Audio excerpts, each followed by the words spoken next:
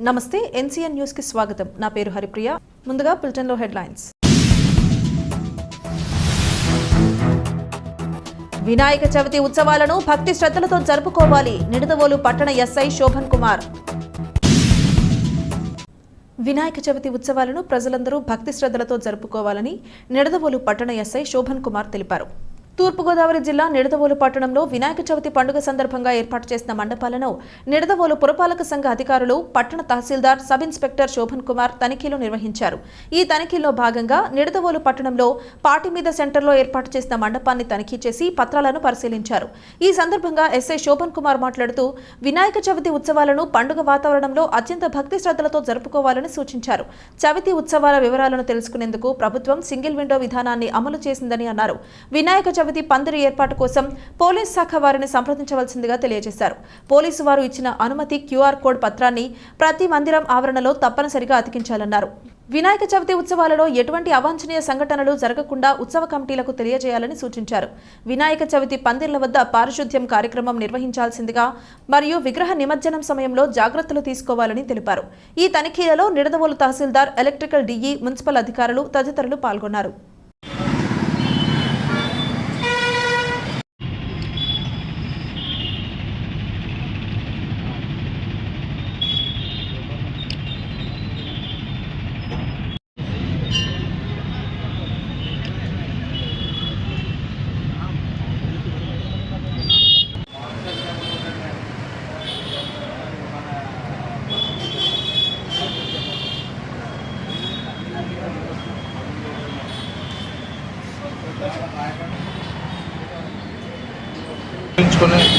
నిడదవోలు పట్టణంలో ఏర్పాటు చేసినటువంటి ఈ పందిళ్ళన్నింటినీ కూడా ఎక్కడెక్కడైతే ఏర్పాట్లు చేస్తున్నారో వాటన్నింటినీ కూడా ఈ రోజున నిడదవోలు పోలీస్ స్టేషన్కి నేను అలాగే మన నిడదవోలు తహసీల్దార్ గారు, ఎలక్ట్రికల్ డిఈ గారు, తర్వాత టౌన్ ప్లానింగ్ ఆఫీసర్స్ అందరూ కూడా వచ్చి జాయింట్గా ఇన్స్పెక్షన్ చేయడం జరిగింది. ఈ సందర్భంగా మన గణేష్ చౌక్లో ఏర్పాటు చేసినటువంటి ఈ వినాయకుల పందిరిని అంతా కూడా సందర్శించి ఇక్కడ కొన్ని సూచనలన్నీ కూడా చేయడం జరిగింది.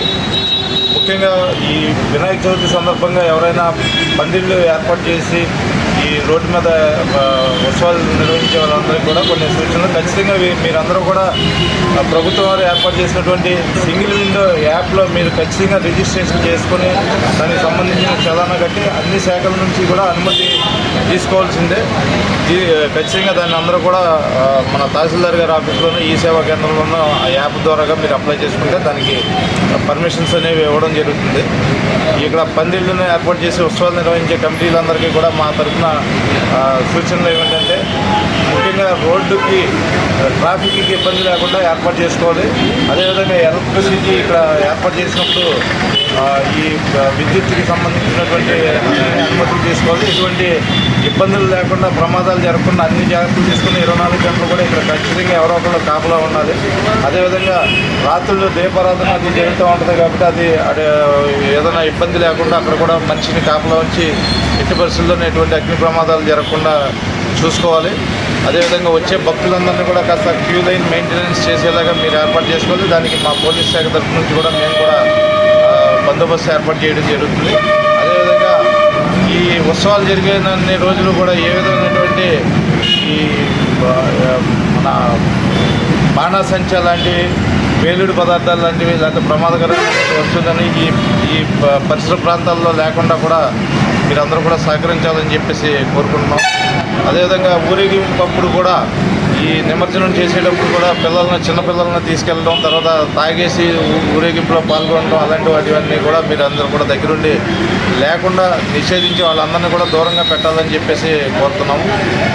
తర్వాత ఈ క్యూఆర్ కోడ్ అనేది కూడా ఇస్తే అది మీకు అప్లై చేస్తే ఈ యాప్లో మీకు క్యూఆర్ కోడ్ జనరేట్ అవుతుంది. దాన్ని వచ్చి ఎవరో ప్రతిసారి ఏదో ఒక ఆఫీసులో ఎవరో ఒకరు వచ్చి ఏదో ఒక శాఖకు సంబంధించిన వాళ్ళు చెక్ చేసినప్పుడు ఆ క్యూఆర్ కోడ్ ప్రకారం వెరిఫై చేస్తాం. ఇదంతా కూడా ఏ సమయంలో జిల్లా స్థాయి అధికారులు కూడా వచ్చి వీటన్నిటిని మీరు అనుమతులు తీసుకున్నారా లేదా అనేది కూడా చెక్ చేసే ఇది ఉంది కాబట్టి అందరూ కూడా దయచేసి ఆ క్యూఆర్ కోడ్ని తీసుకోవాల్సిందిగా కోరుతున్నాం.